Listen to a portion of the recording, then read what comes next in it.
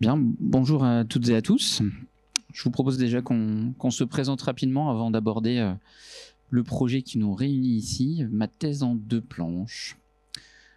Allez-y, messieurs. Pierre-Étienne Bertrand, je signe sous le nom de Peb, je suis scénariste de BD et je fais de la médiation scientifique en BD depuis le premier bouquin qu'on a fait ensemble, donc depuis 2016. Et voilà, depuis j'ai continué, je continue dans cette voie-là.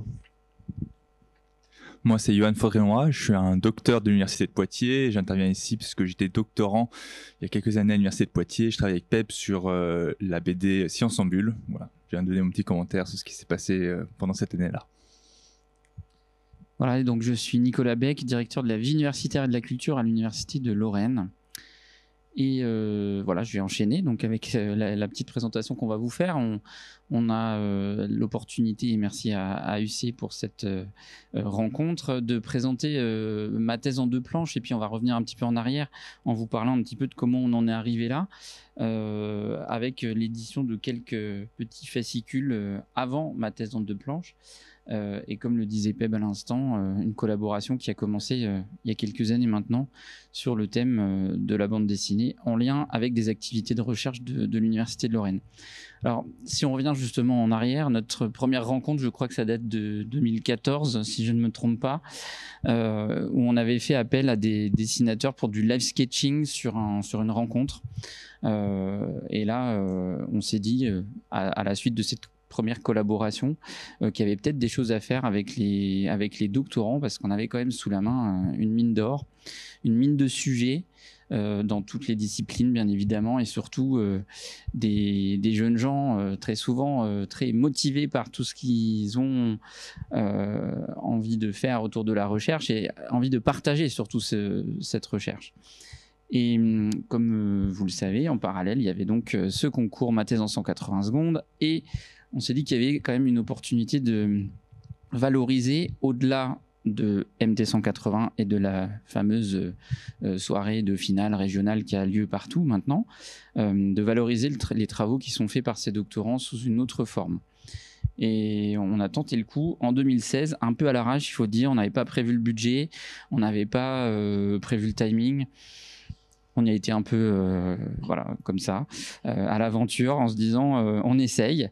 Quand je parle de timing, c'est parce que en fait, on a depuis quelques années en Lorraine à peu près toujours la même procédure pour ma thèse en 180 secondes, une formation qu'on ouvre à tous les doctorants qui le souhaitent. Généralement, ils sont une quarantaine, et on fait une présélection. Et depuis 2016, on en garde 11. Vous verrez que ce chiffre est constant. On en garde 11 pour la finale régionale. Et en 2016, on s'était donc dit, réalisons, entre le moment de la présélection et la finale régionale, il y avait 2 mois et demi, quelque chose comme ça, une bande dessinée qu'on va distribuer au public le jour de la finale régionale. Donc c'est ça qui était un peu fou, parce que le temps était quand même extrêmement contraint. Et on a donc réalisé ce premier exemplaire en 2016 en se disant...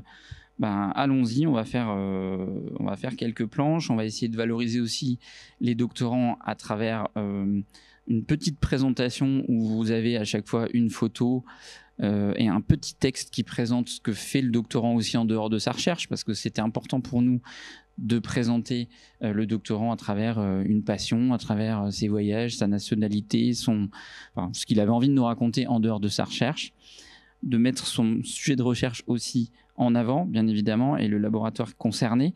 Et puis ensuite, on a laissé la main à Peb et Fox, donc scénaristes et illustrateurs, pour raconter cette recherche sous forme d'une série de planches. Et pour cela, on a aussi choisi, mais ça tu vas peut-être enchaîner et le dire toi-même, de mettre le doctorant ou la doctorante au cœur du sujet. Donc c'est vraiment le doctorant ou la doctorante qui nous raconte sa recherche, afin que justement on n'ait pas un sujet de science qui soit présenté, mais bien un sujet de recherche en train de se faire, comme le disait Laurence tout à l'heure. Voilà. Et Laurence qui disait aussi qu'on voulait pas qu'on voulait sortir un peu du professeur, enfin du scientifique en barbu, blues, etc. Et donc c'était l'occasion aussi de travailler avec des doctorants. Ça montrait mais ça montrait la variété des chercheurs, mais il y en a la moitié d'entre eux qui finiront quand même vieux, barbus, avec une blouse, quoi. Voilà. Mais donc voilà, on voulait vraiment faire quelque chose lié à la personnalité du doctorant également. Donc dans l'écriture, ça se sent. Toutes les planches n'ont pas le même ton. Elles sont très liées à ce que j'ai compris de la personnalité du doctorant sur scène, comme c'était lié à MT180.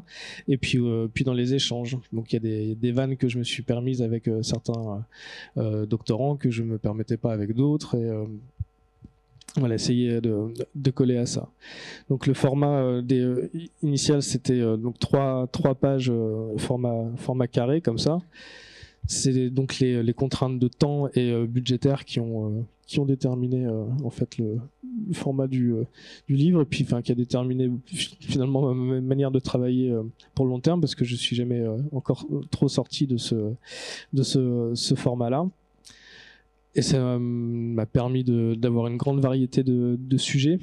Là, on voit des exemples, mais c'était en plus la volonté de l'UL de mettre donc des sciences dures, si c'est le terme qu'on utilise aujourd'hui, et des sciences sociales. C'était très important pour vous aussi de montrer ça. Oui, petite parenthèse sur les sujets. Enfin, comme je vous l'ai expliqué, c'est bien le concours Ma thèse en 180 secondes qui a permis finalement la sélection des doctorants. On s'est pas du tout basé sur des critères liés à la BD ou à la réalisation de cet ouvrage pour sélectionner les doctorants. Donc, on a pris les sujets en fonction de ce qui venait. On n'a jamais choisi finalement de garder tel ou tel doctorant par rapport à son sujet de recherche pour la BD. On a pris vraiment en fonction des critères du concours.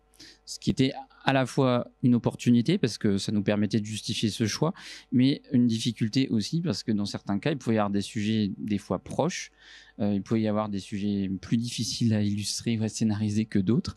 On se demandait tout à l'heure si on pouvait parler de tous les sujets de sciences en BD. Ben voilà, on doit pouvoir le faire, mais en tout cas avec certains c'est peut-être moins évident que pour d'autres. Mais c'était bien ces critères-là qui étaient ceux qu'on s'est imposés finalement dans cet exercice-là. Voilà. Et donc, donc, comme on disait, il y avait la principale contrainte, c'était le temps, parce que 2 mois et demi, 3 mois pour faire tout ça, c'est donc 11 fois 3 planches. C'est pas super simple, c'est un peu plus facile quand on bosse à 2, quand il y a un dessinateur et un scénariste, parce que du coup, l'un travaille pendant que... Enfin, chacun travaille à sa tâche une fois que les choses sont lancées. Et ce qui est vraiment intéressant, je trouve, avec la médiation scientifique en BD, c'est que c'est relativement neuf. Donc chacun crée un peu des formats dans son coin. Enfin, des fois, plusieurs ont la même idée à droite à gauche, mais je trouve, en voyant ce qui a été présenté aujourd'hui, la variété des formats qui se créent, et je trouve que c'est vraiment intéressant de créer une nouvelle matière, quoi.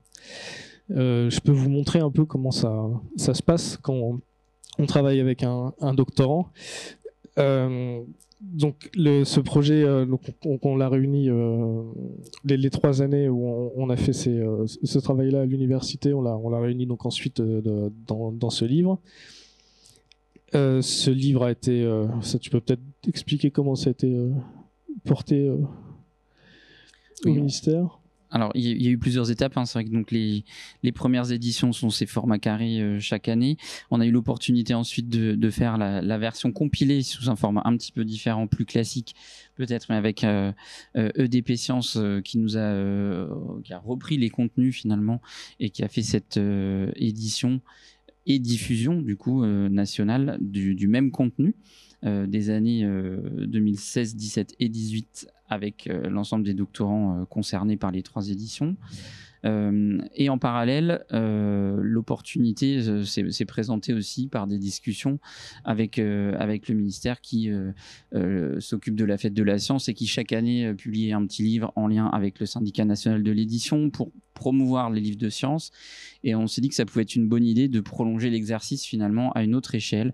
Et c'est devenu ce qui a déjà été abordé aujourd'hui, Science en Bulle, qui au cours des différentes éditions a aussi offert la possibilité à des doctorants d'autres universités d'avoir leurs travaux, on va le dire au pluriel, scénarisés et réalisés en bande dessinée. Voilà. Donc avec ce travail-là, j'ai pu rencontrer Johan, et je peux vous montrer comment j'ai travaillé avec Johan sur ces plans. Donc Johan qui a fait sa thèse ici. Tu veux ajouter un truc avant que je lance des... Non.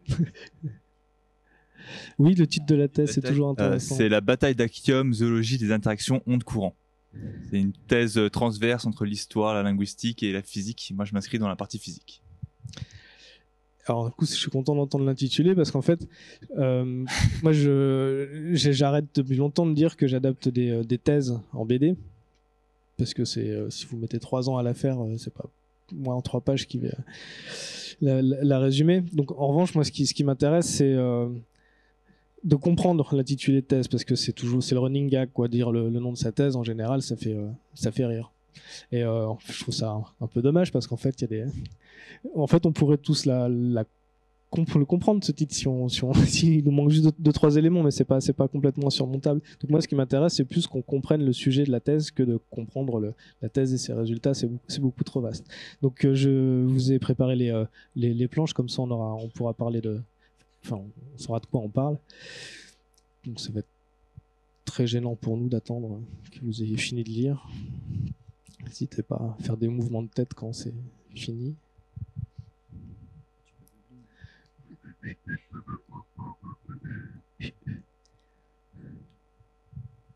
L'objectif, c'était de démontrer que la défaite de Marc-Antoine et Cléopâtre lors de la bataille d'Actium pouvait être causée par des raisons de physique ondulatoire, enfin de physique des vagues. C'était une équipe pluridisciplinaire en partie basée à Poitiers, mais pas que, et qui s'intéressait du coup à remodéliser une bataille antique en laboratoire. Parce qu'il y avait ce que racontaient les historiens, d'après les textes, les historiens expliquaient la bataille pour des raisons. Oui, les historiens disent que de l'époque, c'est un poisson qui serait accroché au bateau, qui aurait ralenti les bateaux. Ce serait Neptune qui aurait choisi son vainqueur. C'est une chose qui est dite par le vainqueur. Et nous, on essaie de voir en reconstituant la physique avec les linguistes, avec des historiens, des océanographes, si on pouvait comprendre physiquement qu'est-ce qui a pu ralentir un bateau dans le cas de la bataille d'Actium. Voilà, il se trouve que c'est plus à toi d'expliquer, mais quand t'as des eaux différentes. Il se trouve que la bataille d'Actium se fait dans le golfe Ambracique, qui est un golfe particulier en Méditerranée, qui présente une eau salée et une eau douce. Et dans ce contexte-là, lorsque le bateau il se déplace, il va générer des vagues qui peuvent ralentir, et on essaie de les reproduire. C'est quelque chose qui ne se voit pas à l'œil, et qui ne se voit pas non plus à l'œil en laboratoire. C'était une des difficultés d'ailleurs en passage en BD, comment représenter quelque chose qui ne se voit pas. Voilà, il y a une vague sous-marine, quoi, une vague entre les deux types d'eau qui freine un petit peu. Donc voilà, c'est pour ceux qui ont vraiment envie de lire, je prends ce temps-là.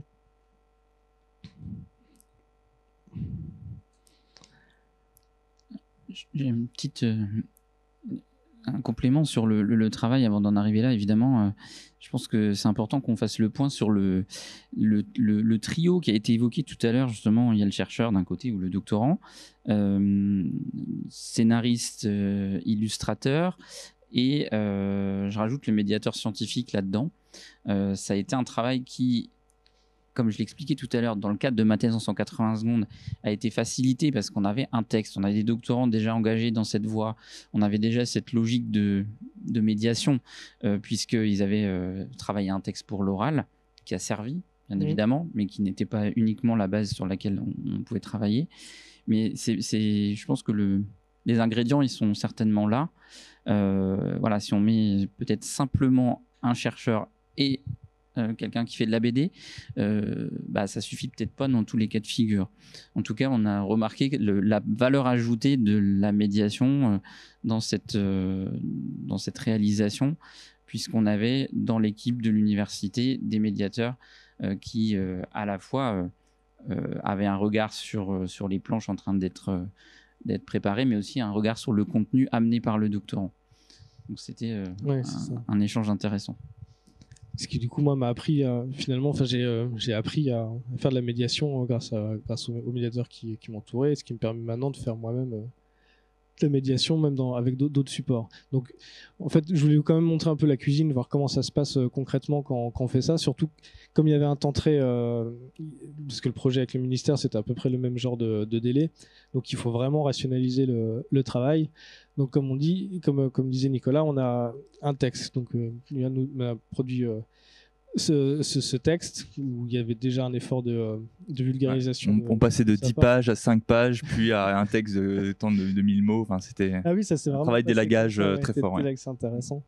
Est-ce que tu as eu aussi, toi, tout un parcours en amont où on était accompagné de médiateurs pour voilà. pouvoir réussir à tirer de ce dont on pouvait parler, ce dont on avait envie de parler, et ce dont on pouvait ensuite tirer quelque chose. Et moi, j'avais besoin en fait de savoir les choses dont tu ne pouvais pas parler parce que ça te paraissait pas importante, parce que plus ça va, à force de travailler avec des scientifiques, plus j'ai envie de connaître les choses facultatives, parce que c'est le scientifique qui va décréter ce que le public peut comprendre ou pas.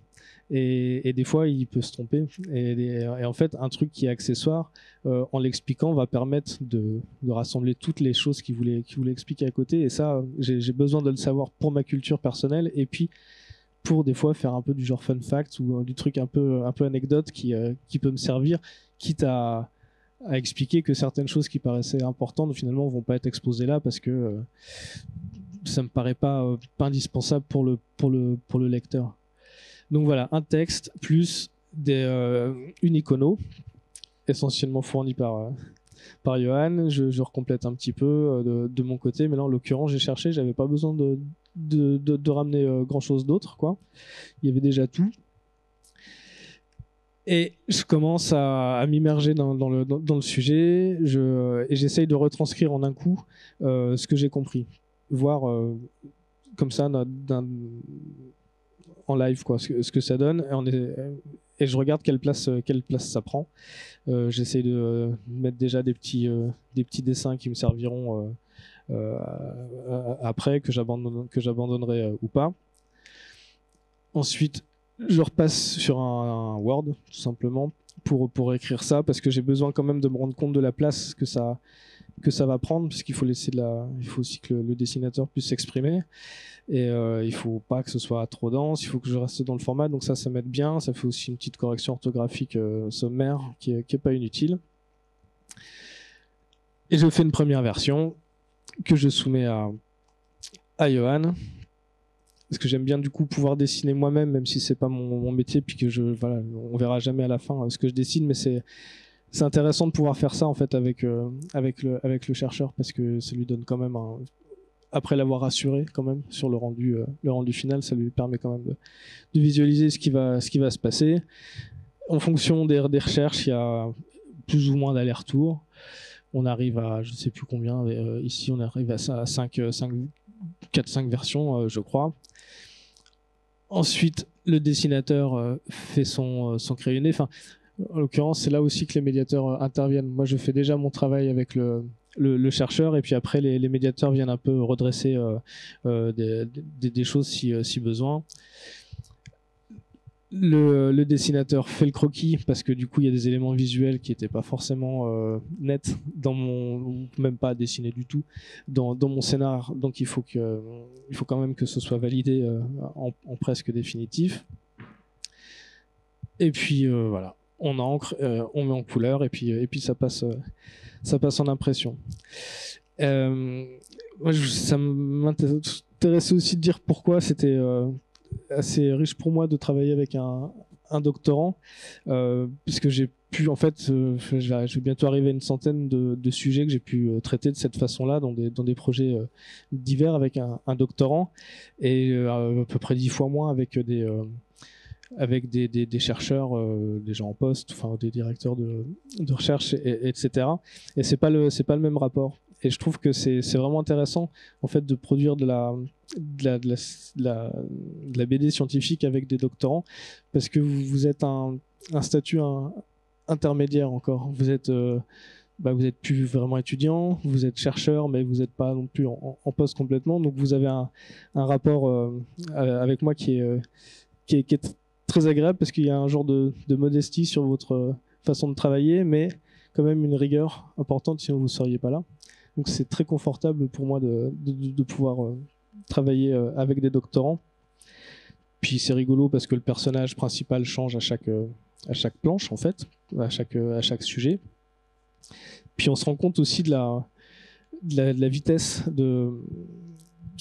comment dire, que la recherche va très vite, parce que au début des échanges jusqu'à la finalisation, il y a des choses que tu vas contredire, en fait. Tu vas te rendre compte que non, finalement c'était une hypothèse, puis non, pas du tout, ou alors un nouveau truc qui arrive. Et ça, c'est assez fascinant pour comprendre la recherche, d'avoir ce genre de retour. Et puis voilà, des fois j'ai aussi l'occasion de visiter des labos avec un doctorant, et là c'est très agréable parce qu'il y a encore un enthousiasme assez frais de découvrir son labo et envie de partager ça à quelqu'un, donc je peux profiter de ça. D'un point de vue de doctorant, ce que j'avais pu remarquer aussi, c'était que le sujet qu'on souhaitait aborder n'était pas du tout le même que celui du directeur de thèse ou de l'équipe, qui était plus porté, c'est ce qu'il y avait un peu dans la table ronde tout à l'heure, sur la science, en tout cas sur le résultat. Là où en tant que doctorant, on est vraiment les mains dans les manips toute la journée, et c'est plus ça qui va nous compter. Donc là, sur les planches, par exemple, il y a toute une partie sur la technique expérimentale qui me tenait plus à cœur finalement que le résultat. Surtout le résultat, je n'étais pas du tout sûr. Donc voilà, je voyais cette différence avec le directeur de thèse. Ça me permet aussi de dire que ça marchait très bien parce qu'il y a une confiance du directeur de thèse et de l'école doctorale pour laisser libre, ne pas relire ce qui se passait avant qu'il y ait les premiers croquis, et me laisser du temps pour le faire parce que ça prend quand même beaucoup de temps. Ouais, je voudrais rajouter une anecdote sur la puissance que ça représente finalement d'avoir des doctorants stars de leur labo dans ce genre d'ouvrage en tant qu'objet de médiation scientifique. C'est extrêmement fort parce que ces doctorants, ils existent en vrai, on les voit, on peut aussi les faire intervenir évidemment face à du public dans des classes, etc. Et ça marche du tonnerre. On a des gamins qui sont en admiration devant les doctorants parce qu'ils se disent ah bah ouais, c'est toi qui es là-dedans, c'est génial. Et quand ils racontent leur histoire avec leurs mots, qu'on en fait des ateliers, qu'on en fait des interventions sous diverses formes en complément de la bande dessinée, qui peut être aussi d'ailleurs mise sous forme d'exposition, etc. Ça marche super bien. C'est quelque chose qui est extrêmement fort et qu'on a utilisé à maintes et maintes reprises après avoir justement réalisé ces planches. Donc ça, c'est génial parce que c'est beaucoup plus fort que simplement, j'allais dire, le sujet qui serait exposé dans une bande dessinée. Ça va bien au-delà. Le doctorant incarne quelque chose qui est assez puissant derrière et voilà, dont on peut bénéficier, en tout cas en tant que médiateur scientifique dans l'université. C'est un objet en or. Et puis nous, on est assez fiers quand le doctorant nous demande s'il peut reprendre un visu pour sa thèse, quoi. Pour la fin. Bon, bien souvent, c'est plus des parties gags, remerciements, etc. Mais je crois qu'il y en a quand même un qui a utilisé ça un peu dans le dur aussi du texte, mais bon, c'est déjà très chouette d'être à la fin. Je crois que tu voulais qu'on ait un peu de temps de questions. S'il y en a. Ouais, oui. Eh ben c'est bon. C'est à vous. Nous, c'est bon, ouais. Oui.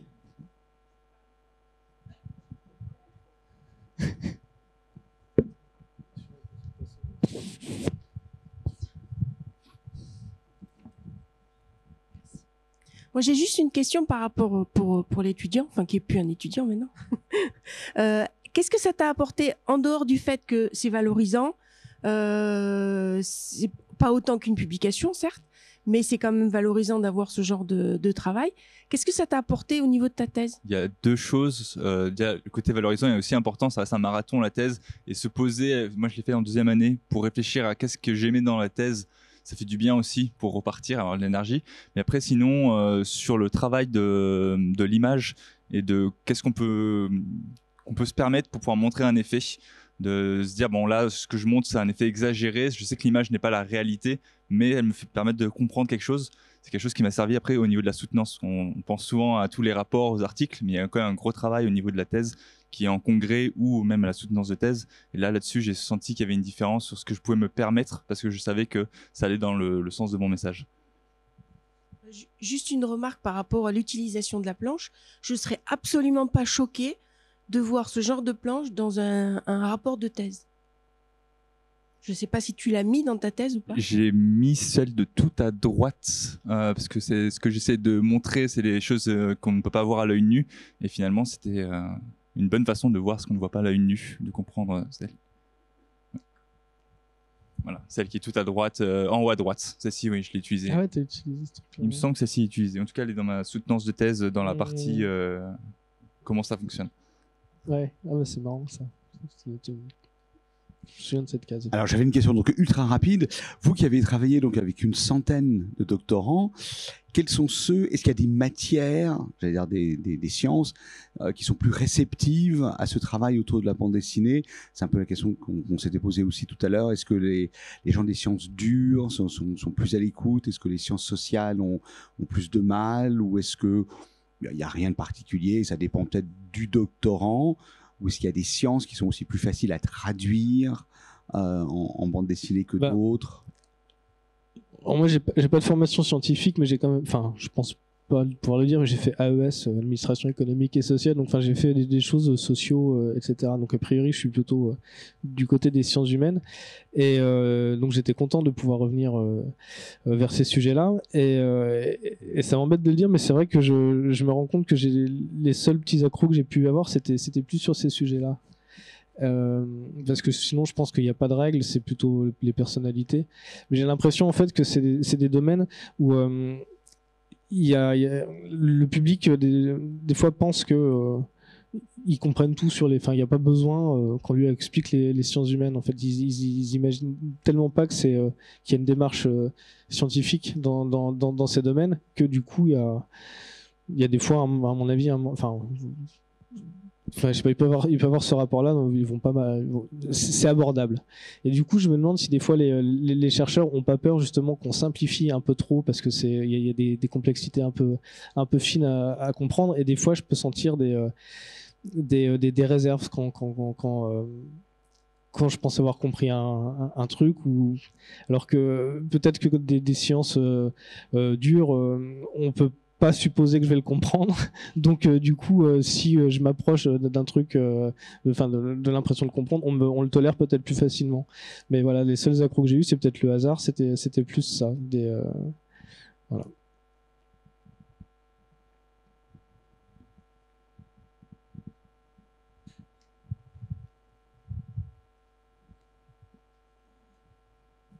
Une autre question?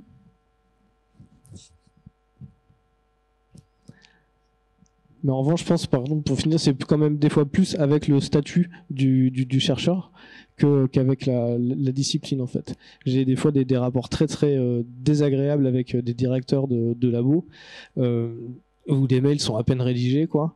Et par contre, avec des doctorants, là, c'est beaucoup plus respectueux dans les échanges. Donc c'est quand même plus le statut de la personne que son domaine. Ça n'a rien à voir avec la BD, ça. Je ne sais pas. Bah, merci à vous en tout cas. Et ouais. Merci. Bonne soirée.